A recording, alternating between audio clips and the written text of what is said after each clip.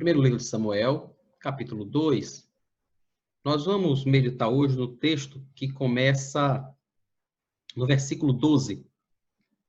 A gente vai do 12 até o finalzinho, até o 36. Diz assim o texto: Os filhos de Eli eram homens malignos e não se importavam com o Senhor. O costume desses sacerdotes com o povo era este: quando alguém oferecia um sacrifício, o servo do sacerdote vinha com um garfo de 3 dentes na mão e, enquanto a carne estava cozinhando, enfiava o garfo na caldeira, na panela, no caldeirão ou na marmita. E tudo que o garfo tirava, o sacerdote pegava para si. Assim se fazia a todo Israel que ia ali a Siló.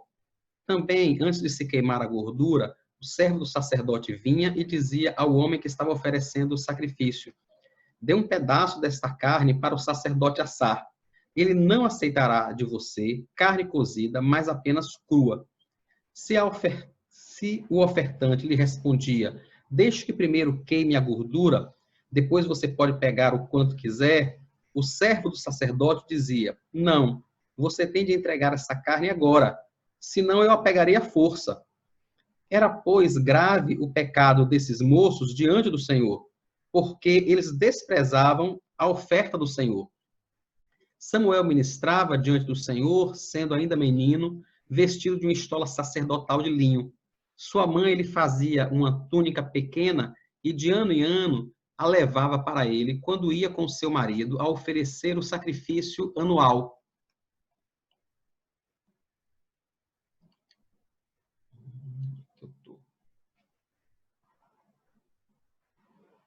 Versículo 20. E Eli abençoava Elcana e a sua mulher, e dizia: que o Senhor dê a vocês filhos desta mulher, em lugar do filho que devolveu ao Senhor. E voltava para sua casa. Assim o Senhor abençoou Ana e ela engravidou. Teve mais 3 filhos e 2 filhas. E o menino Samuel crescia diante do Senhor. Eli já era muito velho e ouvia tudo que seus filhos faziam a todo Israel e de como se deitavam com as mulheres que serviam à porta da tenda do encontro. E disse-lhes: por que vocês fazem estas coisas? Pois de todo este povo ouço constantemente falar das coisas más que vocês fazem. Não, meus filhos, porque não é boa esta fama que ouço de vós. Vocês estão levando o povo do Senhor a transgredir. Se um homem pecar contra o seu próximo, Deus será o árbitro. Mas se ele pecar contra o Senhor, quem intercederá por ele? Mas eles não ouviram a voz de seu pai, porque o Senhor os queria matar. E o jovem Samuel crescia em estatura e no favor do Senhor e dos homens. Um homem de Deus veio a Eli e lhe disse: assim diz o Senhor, por acaso não me manifestei à casa de seu pai, quando os israelitas ainda estavam no Egito, na casa de Faraó?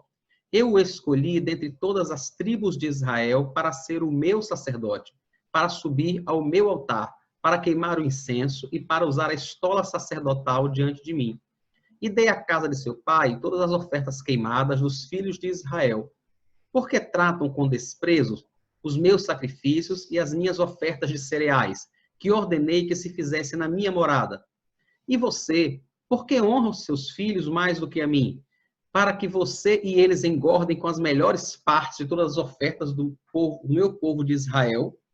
Portanto, o Senhor, o Deus de Israel, diz: na verdade, eu prometi que a sua casa e a casa de seu pai andariam diante de mim para sempre. Mas agora o Senhor diz: longe de mim tal coisa, porque honrarei aqueles que me honram, porém desprezarei os que me desprezam. Eis que vem dias em que acabarei com o seu poder e com o poder da casa de seu pai, para que ninguém em sua casa chegue a ficar velho. E você verá a aflição da morada de Deus, juntamente com o bem que farei a Israel. Mas ninguém de sua casa chegará à velhice. O homem, porém, da sua linhagem, a quem eu não afastar do meu altar, será poupado apenas para lhe consumir os olhos e lhe entristecer a alma. E todos os descendentes da sua casa morrerão na flor da idade. E o que vier a acontecer com seus 2 filhos, Ofni e Finéias, será um sinal para você. ambos morrerão no mesmo dia. Então suscitarei para mim um sacerdote fiel, que fará segundo o que tenho no coração e na mente. Eu lhe edificarei uma casa estável, e ele andará diante do meu ungido para sempre. E todo aquele que restar da sua casa virá a inclinar-se diante dele, para obter uma moeda de prata e um bocado de pão. E dirá: peço que você me dê dos cargos sacerdotais, para que eu tenha um pedaço de pão para comer. Amém. Vamos orar, irmãos. Pedir ao Senhor que nos abençoe, que nos instrua por sua palavra. Senhor, muito obrigado, porque estamos diante da palavra do Deus eterno, do Senhor vivo e todo-poderoso. Nós agradecemos ao Senhor porque caminhamos neste mundo não sem orientação, mas guiados pela tua palavra, Senhor Jesus. Somos gratos ao Senhor por isso. Rogamos ao teu Espírito que, no nome de Jesus, nos edifique hoje pela tua palavra, fale ao nosso coração, incline, Senhor Jesus, a nossa mente, o nosso coração a atender a tua voz, traz-nos entendimento, Senhor, da tua vontade para a nossa vida e nos dá disposição e firmeza de propósito para que possamos seguir na tua vontade. O Senhor sabe quantas pessoas declaram querer conhecer a tua vontade, mas no momento em que a conhecem, Pai querido, não se esforçam por viver segundo este querer. Tenha misericórdia de nós, nos sustenta a tua igreja, Pai, em especial neste momento tão complicado que o mundo enfrenta. Ajuda-nos, Pai, no nome de Jesus, para que possamos permanecer firmes, fazendo aquilo que é do agrado do Senhor. Nos edifica e nos anima no nome santo de Jesus. Amém. Irmãos, nós temos acompanhado aí o começo da história que se dá naquele período dos juízes, né? Samuel se apresenta e aparece como o último dos juízes e certamente o mais importante deles. É ele quem vai também liderar Israel como sacerdote, embora ele não seja da linhagem de Arão, ele é um levita, né? Samuel era um levita, mas não da linhagem de Arão, mas ele vai acabar assumindo a posição sacerdotal em Israel também, e como profeta. Então, Samuel é um homem que tinha teve um papel muito relevante na história de Israel. Como nós vimos aí logo no começo, o primeiro versículo diz assim: os filhos de Eli eram homens malignos e não se importavam com o Senhor. É o que está aí no capítulo 2, né, o versículo 12. O narrador começa dizendo que os filhos de Eli eram homens malignos. Em algumas versões, irmãos, vocês vão olhar, há algumas versões um pouco mais antigas que dizem que eles eram filhos de Belial. Na realidade, Belial e maligno representa a mesma coisa. Quer dizer que aqueles moços, aqueles rapazes, eles tinham uma inclinação pela malignidade. Eles se comportavam como verdadeiros filhos do diabo mesmo. Eu sei que isso pode parecer um negócio estranho, né? Mas isso não é tão estranho quanto se pareça. O narrador aqui, irmãos, não está dizendo que eles tinham alguma espécie de possessão, que eles foram possuídos por um espírito ou alguma coisa assim. O que o narrador está dizendo é que as atitudes deles, o modo como eles se comportavam, mostrava que eles eram, na realidade, filhos não de Deus, mas do diabo.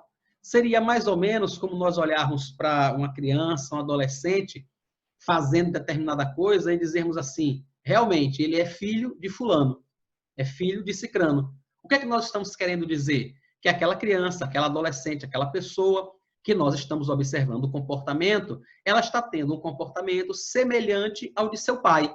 Aí a gente diz, realmente, fulano é filho de cicrano. Então, é isso que o texto está querendo dizer para a gente.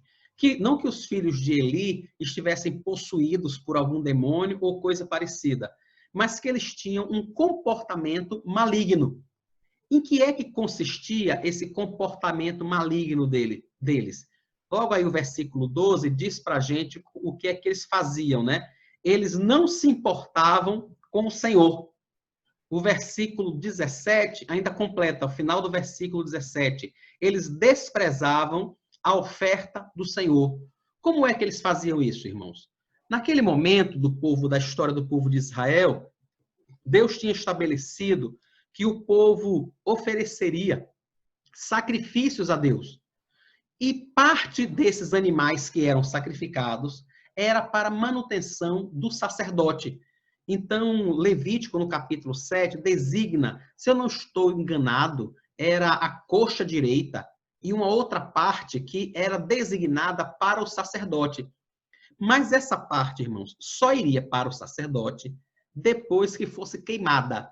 Então, por exemplo, uma pessoa levava um cabrito, um carneiro para oferecer ao Senhor, e parte daquele animal seria levado ao sacerdote, depois que ele fosse queimado. Porque o texto lá de Levítico diz que a gordura pertence ao Senhor. Então, aquelas pessoas que apresentavam um animal, elas estavam apresentando a sua oferta ao Senhor.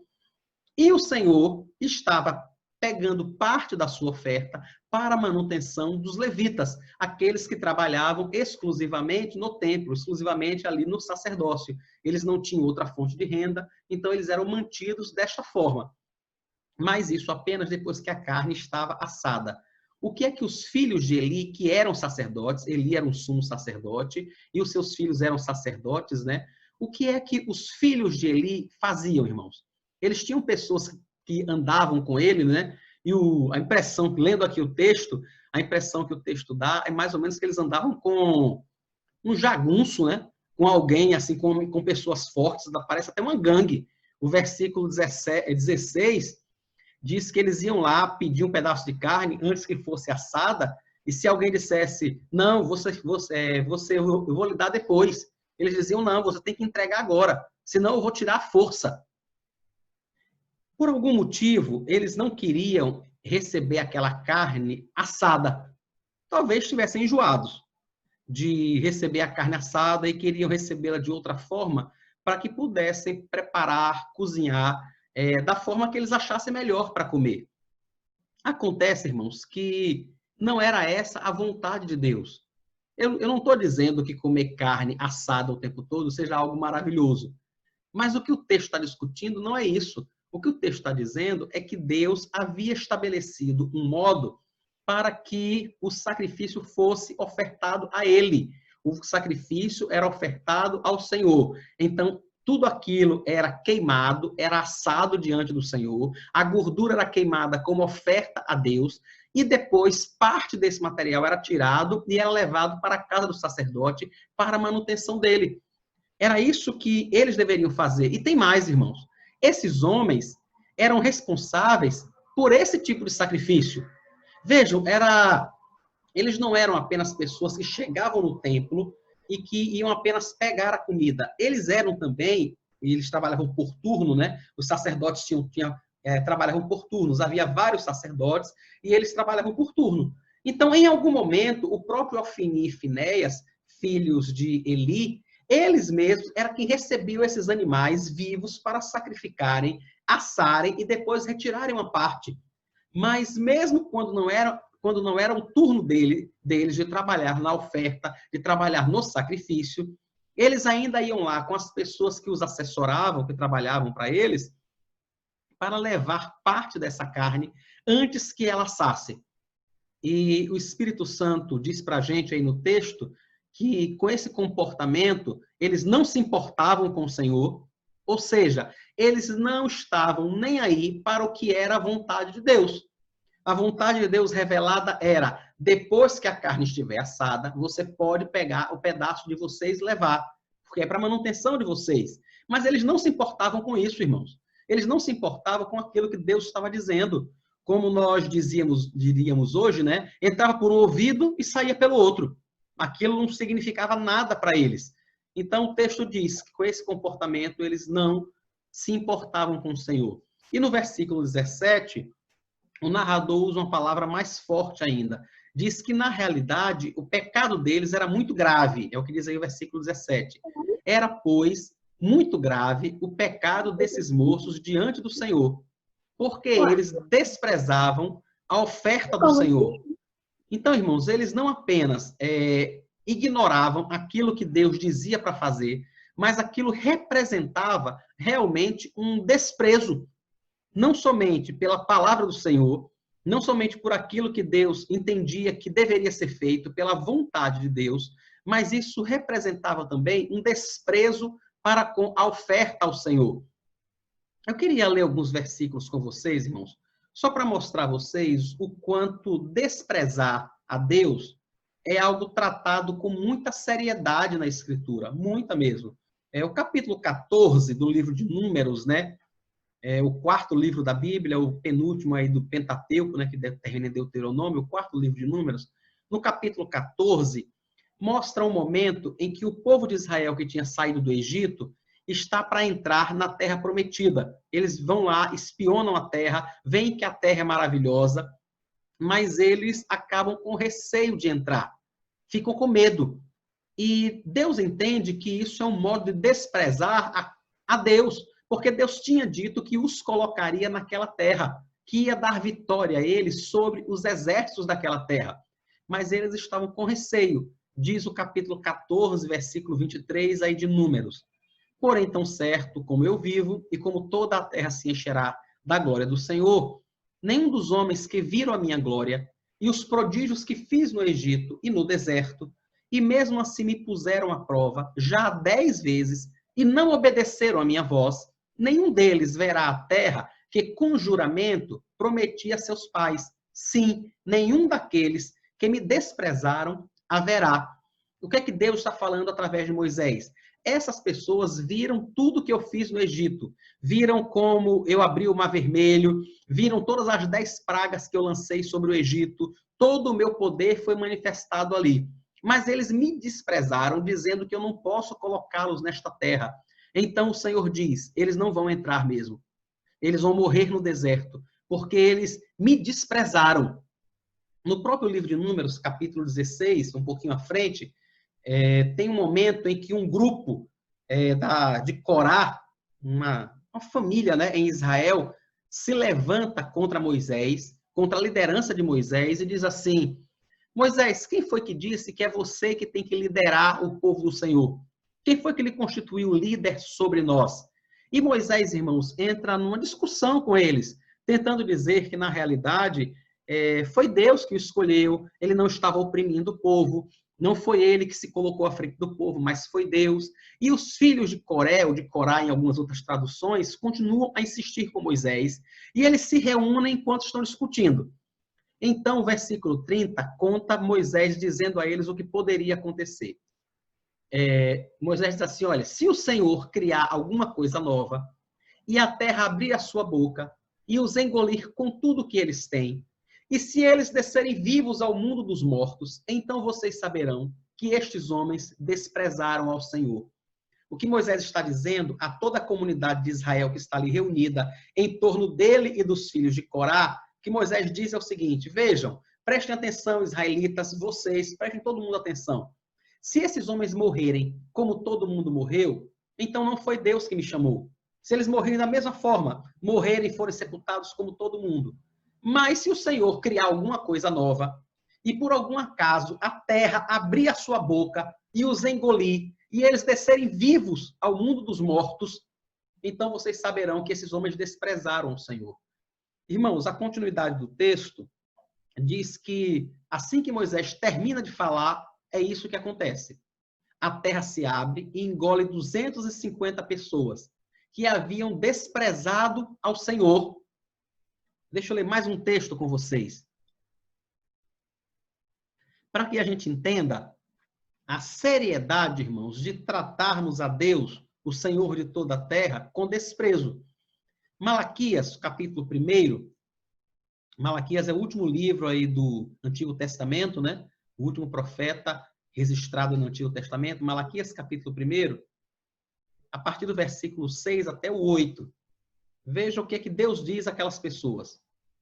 O filho honra o pai, e o servo respeita o seu senhor. Se eu sou pai, onde está a minha honra? E se eu sou senhor, onde está o respeito para comigo? Eu, o Senhor dos Exércitos, pergunto isso a vocês, sacerdotes, que desprezam o meu nome.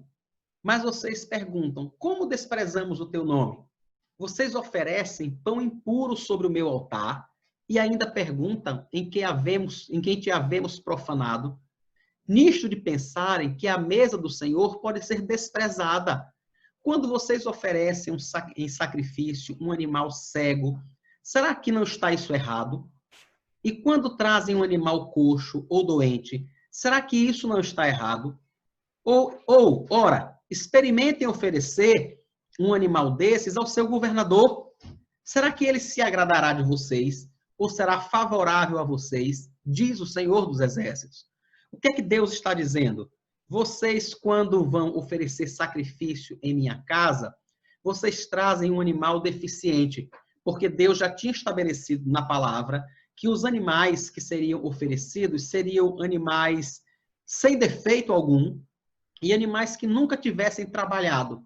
Na realidade, irmãos, o povo de Israel deveria separar animais desde que nasceram, para que eles não trabalhassem, para que eles fossem bem cuidados, para que se observasse se eles não tinham nenhum tipo de defeito, para que fosse oferecido ao Senhor.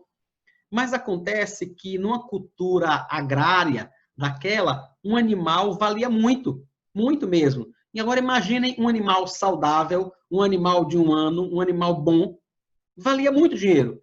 Então muitas pessoas levavam para sacrificar um animal coxo, um animal doente, um animal que tinha sido atacado por uma fera, ou alguma coisa assim. E o Senhor olha para essas pessoas que estão levando esse tipo de animal e diz assim: vocês estão me desonrando, vocês estão me desprezando. Imagine, se vocês pegarem esse animal coxo, esse animal doente, e for dar de presente ao governador da sua cidade, vocês acham que esse governador vai ficar feliz? Vocês acham que ele vai ficar grato e vai dizer: poxa, que bom que você me deu esse animal, eu posso fazer alguma coisa por você? Claro que não, irmãos. Claro que não. É isso que o Senhor quer dizer. Se vocês levarem um animal defeituoso ao seu líder, ele não vai se agradar. O que ele vai pensar é: vocês me trouxeram um presente defeituoso, um presente no qual há problema. E isso representa o modo como vocês me tratam. E hoje não seria diferente, né, irmãos? Não sei se alguém já teve o desprazer de receber um presente usado, por exemplo. Não sei se algum de vocês já passou por uma experiência assim, de receber uma camisa que já foi usada, ou coisa parecida. É um presente, e digamos que ela foi usada apenas uma vez. Mas a gente não acha isso estranho. A gente não para e diz assim: caramba, que negócio. Não soa estranho para a gente. A gente não se sente meio desprestigiado. É capaz de a gente dizer assim: rapaz, era melhor não dar nada? Não é. Você não precisa presentear ninguém. Não há obrigação de presentear alguém. Então, assim, para que você tem que dar uma camisa nessas condições? Para que você tem que dar um brinquedo que não tem mais condições de ser usado? Uma calça que não está boa? Para que dar esse tipo de presente? Se você não é obrigado a dar presente algum. A gente se sentiria ofendido com isso, né? E Deus diz: é isso que as pessoas estão fazendo. Era isso que os filhos de Eli estavam fazendo, irmãos. Eles estavam desprezando a oferta do Senhor, estavam desprezando o sacrifício ao Senhor e estavam com isso desprezando o próprio Deus.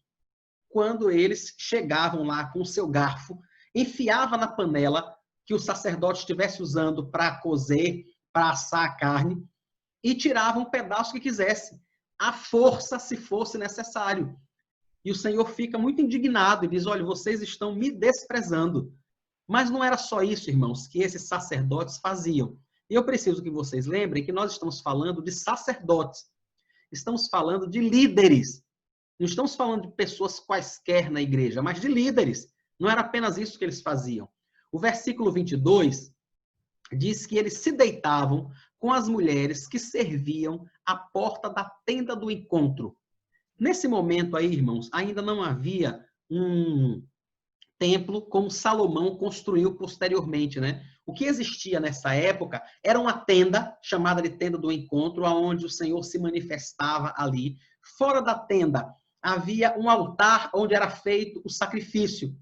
E algumas pessoas, inclusive mulheres, trabalhavam ali ajudando os sacerdotes nesse processo de fazer o sacrifício, de acender fogo, de assar os animais, de levar para algum lugar. Havia mulheres que trabalhavam ali.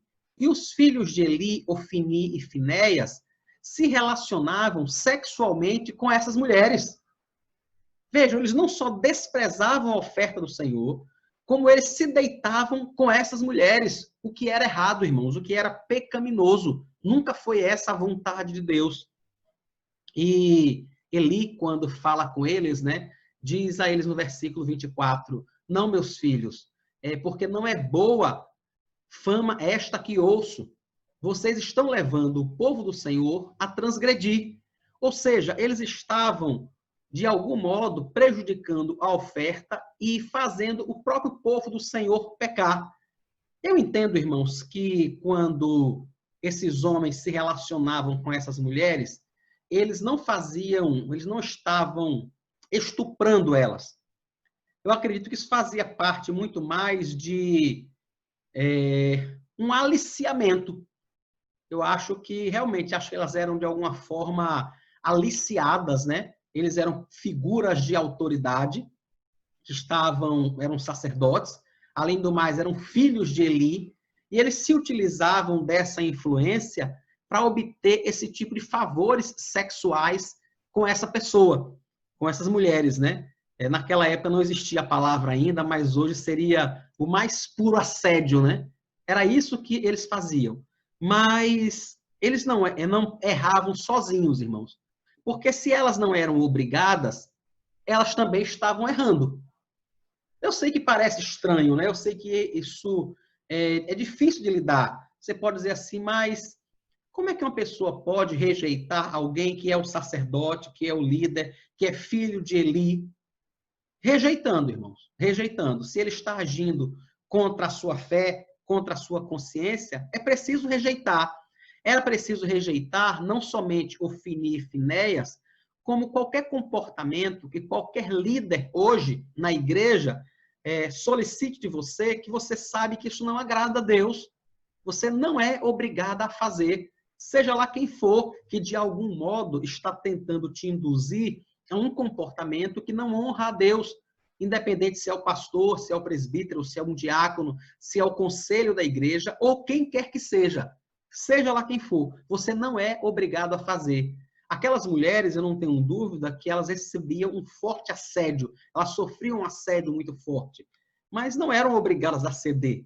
E quando elas cediam, elas pecavam também. Então ele está dizendo, olha, vocês não apenas desprezam a oferta do Senhor, quando pegam a carne sem assar, pegam a carne com a gordura, mas vocês estão se deitando com essas mulheres também. E isso também é errado. Essa também nunca foi a vontade de Deus para a vida de vocês. Irmãos, era grande o pecado daqueles moços, mas não somente deles. Eli também compactuava com esse tipo de pecado. Eli também tinha sua participação nesse processo, irmãos. Por que é que Eli tinha esse tipo de participação? Vejam no versículo 29 o que é que o narrador conta para a gente. Porque tratam com desprezo os meus sacrifícios e as minhas ofertas de cereais que ordenei que se fizesse na minha morada. E você, com Eli, né? Por que você honra a seus filhos mais do que a mim? Para que você e eles engordem com as melhores partes de todas as ofertas do meu povo de Israel? O que é que esse homem, esse profeta, né, que veio falar com Eli, nem aparece o nome dele, irmãos. O texto diz apenas que foi um homem de Deus, está aí no versículo 27. Um homem de Deus veio trazer esta mensagem a Eli e trazer essa repreensão a ele, né? A mensagem do homem consistia em duas coisas. Você está honrando mais os seus filhos do que a mim, e eu vou punir os seus filhos e você. Em resumo, era essa mensagem que o homem estava trazendo a Eli. Como é que Eli estava se comportando, então? Diz o texto que ele estava honrando mais aos filhos dele do que a Deus. Isso pode acontecer, irmãos, de algumas formas. Eli poderia, por exemplo, apenas conhecer, saber o comportamento dos filhos e não dizer nada. Simplesmente se fingir de morto, não dizer nada com o comportamento dos filhos. E possivelmente era isso que ele fazia.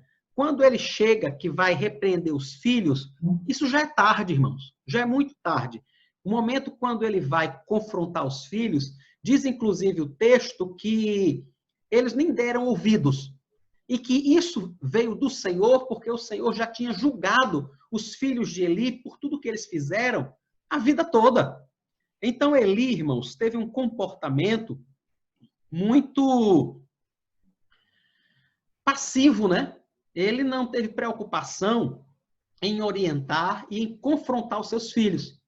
E o profeta deixa nas entrelinhas, talvez até mais claramente, o motivo disso.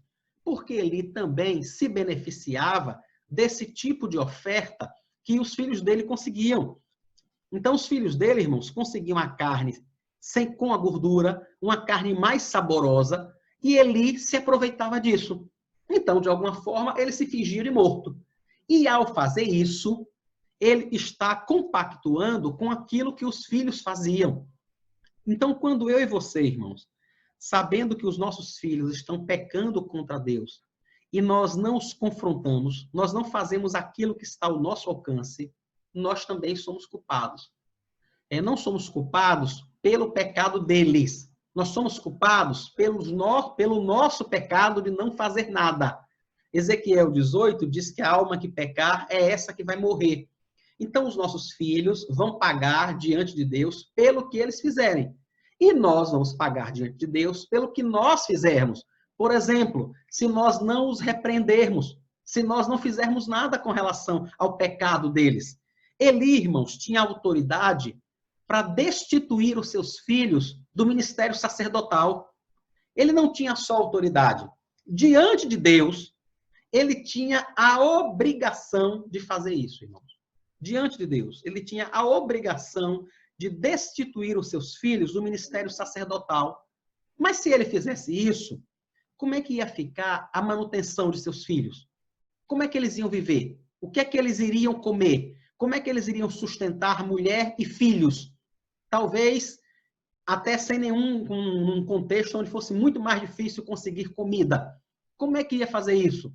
Então, todas essas coisas pesaram no momento em que Eli está vendo que os filhos estão pecando, o modo como eles estão pecando. Eli se aproveitava da carne, ele gostava, e Eli tinha receio do que fosse acontecer com os filhos. Como é que vai ser? Se eu tirá-los do emprego que eles têm. Com isso, diz o profeta a Eli, você está honrando aos seus filhos e desonrando a Deus. Eu e você precisamos ter muito cuidado com isso, irmãos, para nós não desonrarmos a Deus enquanto honramos outras pessoas. Isso está... Quem está, irmãos, muito suscetível a isso são líderes, pastores, conselhos de igreja, estão muito suscetíveis a esse tipo de comportamento, de honrar mais as pessoas do que a Deus. Por que eu estou dizendo isso, irmãos? Porque eu conheço inúmeras histórias, e não faz sentido estar contando elas aqui, mas a gente sabe que as igrejas vivem daquilo que as pessoas ofertam. São os irmãos que dizimam, que ofertam, e esses valores dão a manutenção da igreja e do pastor da igreja. Inúmeras vezes, pastores e conselho têm receio de tomar determinadas atitudes, de fazerem aquilo que deve ser feito, que é bíblico, que eles sabem que tem que ser feito, mas têm receio de fazer por conta da igreja, para não entristecer os irmãos, para que os irmãos não se chateiem. Eu sei, irmãos, que há um certo limite para isso. O conselho não é o dono da igreja, nem de longe. O pastor não é o dono da igreja, e nem deveria se sentir assim, não é. Não é dono de nada. Mas ele precisa entender que ali é a casa do Senhor. E ele precisa estar sob ele a responsabilidade de honrar a Deus. Então, quando os pastores forem cobrados, eles serão cobrados por Deus, não pelo erro que os irmãos cometeram, mas pela parte deles, porque eles não ensinaram, porque eles não orientaram, porque eles não disciplinaram, porque eles foram covardes na hora de dizer como deveria ser, porque ele sabia que se ele confrontasse determinado irmão, aquele irmão poderia sair da igreja, aquele irmão poderia deixar de dar aquele dízimo que talvez sustente a igreja. Aquele irmão poderia causar um problema sério na igreja, porque ele é um irmão explosivo, porque ela é uma irmã encrenqueira, é uma irmã briguenta, é uma pessoa que as pessoas têm medo. Então, inúmeras vezes, pastores e conselhos de igreja, irmãos, honram mais as pessoas do que a Deus. Honram mais a si mesmos do que a Deus. E Deus vai pedir conta das pessoas que agirem dessa forma. Como pediu conta a Eli. Os filhos de Eli iriam morrer. É isso que o profeta diz. Esse profeta que foi a Eli diz assim: olhe, para que você saiba que o que eu estou dizendo é verdade, está no versículo 34. Para que você saiba que o que eu estou dizendo é verdade, e o que vier a acontecer com seus filhos, Ofni e Finéias, será um sinal para você. Ambos morrerão no mesmo dia. O profeta está dizendo: olha, Eli, se você tem dúvida de que a mensagem que eu estou trazendo para você é uma mensagem de Deus, entenda, seus 2 filhos vão morrer no mesmo dia. E quando isso acontecer, você vai saber que esta mensagem é verdadeira. Você vai saber que o Senhor rejeitou toda a sua família como sacerdotes em Israel. Irmãos, toda a linhagem de Eli é expulsa do sacerdócio gradativamente. Isso não acontece completamente naquele momento. Isso vai acontecer, irmãos, aproximadamente uns 100 anos depois daí. Quem vai, por fim, exterminar a família de Eli do sacerdócio é Salomão. Mas antes de Salomão, nós precisamos lembrar que Saul reinou 42 anos, Davi reinou 40 anos.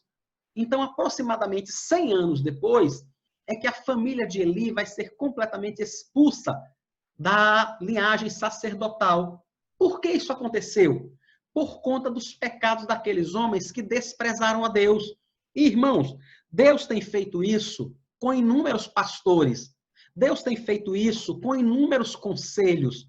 Deus tem feito isso com inúmeras igrejas que têm desprezado o Senhor, que têm honrado mais as pessoas do que a Deus. Nós precisamos entender, irmãos, que a igreja, a nossa comunidade, não é um local onde nós podemos fazer aquilo que queremos. A gente não pode se juntar ao pastor, os presbíteros, a igreja, e dizer assim: não, mas nós queremos a partir de hoje fazer dessa forma, porque nós gostamos assim. E todo mundo concorda, a igreja toda concorda, porque nós não temos autoridade para isso, porque a igreja não é a nossa casa, a igreja é a casa de Deus. E se o pastor se junta com os presbíteros, se junta com a igreja, para fazer aquilo que eles entendem que é melhor, contrariando a vontade de Deus, eles estão honrando mais a si mesmos do que a Deus. E Deus vai cobrar isso deles, irmãos. O Cântico de Ana, aí no comecinho do capítulo 2, dos versículos 5 a 7, diz o quanto Deus vai se opor ao soberbo, ao orgulhoso, aquele que pensa que tem poder, sem entender que o poder realmente pertence a Deus. Então, nós como igreja, nós como família, precisamos atentar para aquilo que é a vontade de Deus para a nossa vida. É esse o modo de nós honrarmos a Deus, ainda que a nossa esposa, esposo, filho, conselho, igreja, pastor, junta diaconal, ou seja lá quem for, fique com raiva da gente, ou não goste muito da gente. O que nós precisamos, o que eu e você precisamos, é que o Senhor goste de nós. Eu não estou dizendo que nós queremos angariar o desprezo das pessoas. Eu não quero ser uma pessoa antipática, irmãos. Eu acho que você também não deve ser uma pessoa antipática. A intenção não é essa. Mas o objetivo é que quando você comparar aquilo que é a vontade sua, que é a vontade da igreja, que é a vontade de seja lá quem for, se essa vontade é contrária à vontade de Deus, dê prioridade à vontade de Deus. Não dê prioridade à sua. Ainda que seja a igreja toda dizendo, não, mas a gente pensa que isso é o melhor. Irmãos, se há uma orientação de Deus em sentido contrário, é preciso resistir. É preciso. Alguém pode até dizer assim, mas a igreja pode tirar o pastor, pode tirar o conselho, são todos votados. Pode mesmo, irmãos, pode mesmo. Mas não tem problema se isso acontecer, porque a quem o pastor vai dar contas é Deus. A quem o conselho vai dar contas é a Deus, não é a igreja. Não é a igreja. Quem vai pedir contas a nós é Deus que vai dizer sobre o que nós fizemos com a igreja. A igreja é dele. Então a gente só pode fazer aquilo que é a vontade dele, não aquilo que é a nossa vontade, não aquilo que é a vontade da igreja. Enquanto a família de Eli está desobedecendo, desprezando as ofertas, se envolvendo em imoralidade sexual e com isso desprezando a Deus, Deus está preparando uma pessoa que seria um homem fiel diante dele. É o que diz aí, a partir do versículo 18, né, nesse pedacinho, versículo 18 até o 21. São 4 versículos, irmãos, que contam para a gente que Deus está preparando um moço, está preparando uma pessoa que haveria de substituir aqueles homens que desprezavam a Deus, que desprezavam a sua obra, que desprezavam a sua oferta. Então, apesar de haver líderes, apesar de haver pastores, apesar de haver conselhos que são filhos de Belial, que são pessoas do maligno, Deus não despreza a sua igreja, irmãos. Ele vai retirar essas pessoas da igreja. Ele vai expulsar da sua presença essas pessoas e vai colocar ali pessoas que honrem o seu nome, porque a igreja é dele. Então a igreja precisa permanecer fiel, ainda que seu pastor não seja, ainda que o conselho não seja. A igreja precisa permanecer fiel.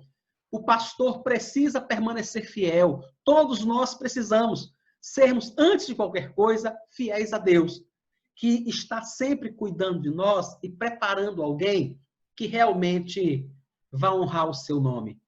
Samuel é a pessoa que nós vamos ver a partir de alguns capítulos à frente, o modo como ele é usado por Deus, o modo como ele é uma bênção diante de Deus.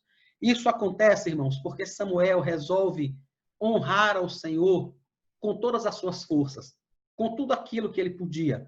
Nós vamos ver alguns capítulos mais à frente como ele confronta Saul, que era o rei de Israel, e que ele poderia, inclusive, perder a sua vida naquele momento. Mas Samuel sabia que ele não poderia cometer o mesmo erro dos filhos de Eli e honrar mais as pessoas do que a Deus. O Peregrino, o livro escrito pelo puritano, né, por John Bunyan, conta a história de um moço, irmãos, chamado de O Prisioneiro, né? O Peregrino conta a história de um homem chamado Cristão que sai da cidade da perdição rumo à cidade celestial. E no caminho, Cristão encontra várias pessoas. Eu queria ler para você um trechinho do momento em que Cristão encontra um homem chamado Prisioneiro e um pedacinho da conversa que eles têm. Cristão perguntou-lhe: "O que você é?"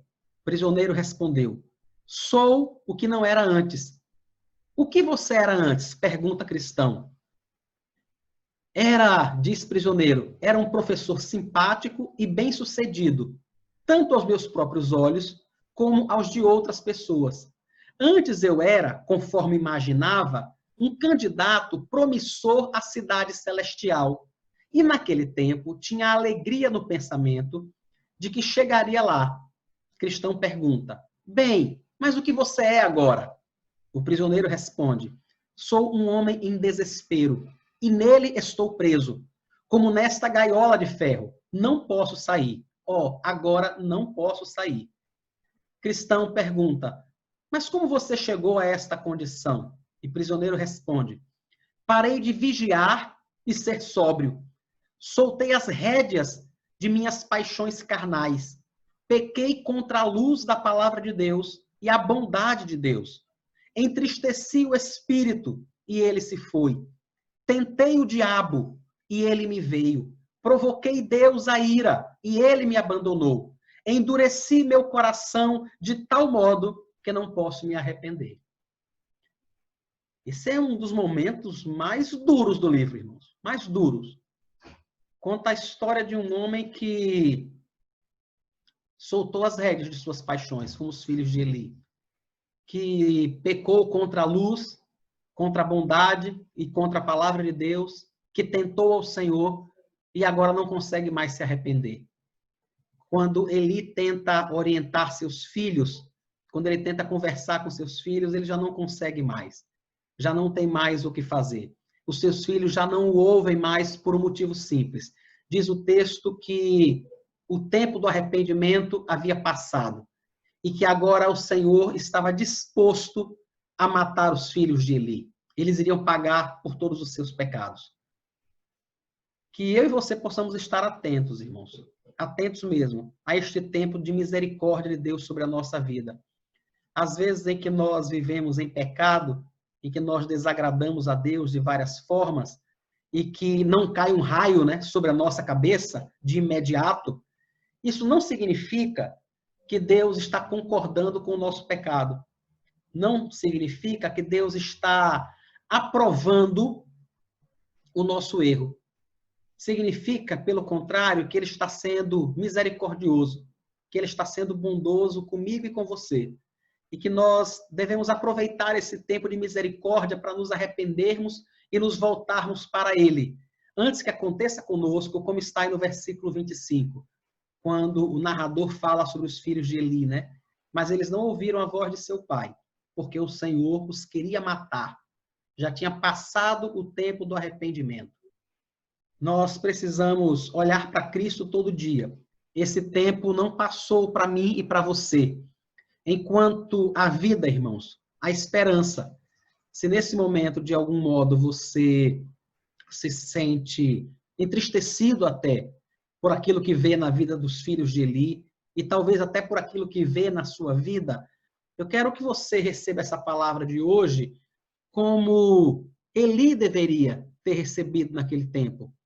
Eu quero que você entenda que eu e você somos alertados hoje pela palavra de Deus. Lembrem que Deus enviou um profeta para falar com Eli. E hoje Deus envia a sua palavra para falar comigo e falar com você. Nos mostrar a história dos filhos de Eli.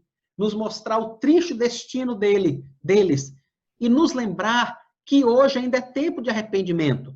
Que eu e você podemos abandonar aquilo que nós fazemos e que não agrada a Deus.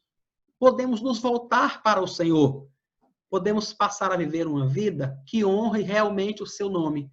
Antes que nós acabemos presos, como aquele moço narrado por John Bunyan no seu livro. Precisamos mesmo pedir ao Senhor que tenha misericórdia de nós e que nos sustente dessa forma, que nos ampare para que a gente não passe a vida vivendo em pecado, distante de Deus e pensando que estamos vivendo para agradar ao Senhor. Para que a gente não passe a nossa vida, irmãos, desprezando a Deus como os filhos de Eli desprezaram, mas não tinham consciência disso.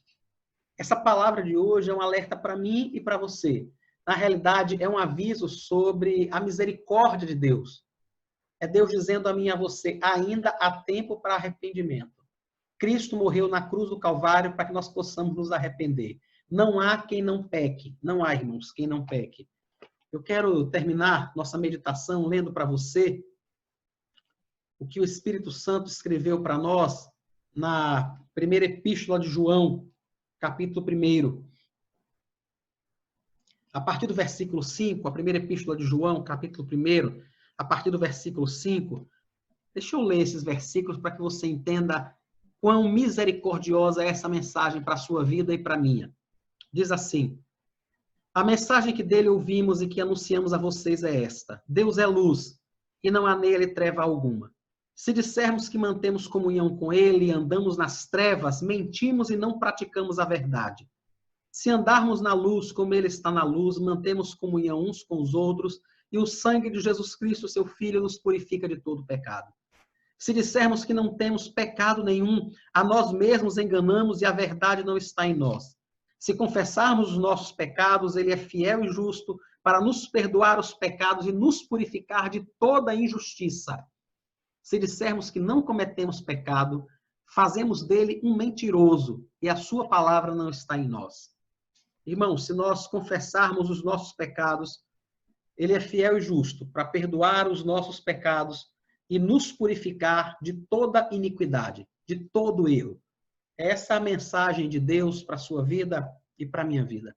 Que o Senhor te abençoe, que o Senhor conduza o seu coração ao arrependimento, que o Senhor conduza o meu coração também ao arrependimento, quebrando toda a dureza, nos dando um ouvido sensível à voz do Senhor. Vamos orar, agradecer a Deus pela sua palavra. Depois nós vamos cantar uma música e vamos ter um tempo de oração com os irmãos. Senhor Jesus, nós agradecemos pela tua palavra, pelo despertamento que vem do Senhor. Muito obrigado, Deus. Muito obrigado. Porque, na realidade, essa palavra não visa entristecer o nosso coração ou causar desespero, mas nos lembrar que ainda há tempo de arrependimento. Mas nos lembrar que ainda vivemos o tempo da misericórdia e que podemos hoje confessar as nossas falhas, os nossos erros, os nossos pecados e nos voltarmos para o Senhor. E o Senhor vai nos ouvir. E o Senhor vai nos purificar de toda iniquidade. Deus, no nome de Jesus, no nome de Jesus, nós não queremos ficar como aquele homem narrado por John Bunyan, que não encontrava mais lugar para arrependimento, que desprezou a palavra do Senhor, que desprezou os avisos que o Senhor deu a ele, que tentou ao Senhor e que por isso agora está com o coração endurecido. Tenha misericórdia de nós, nos sustenta, no nome de Jesus. Amém.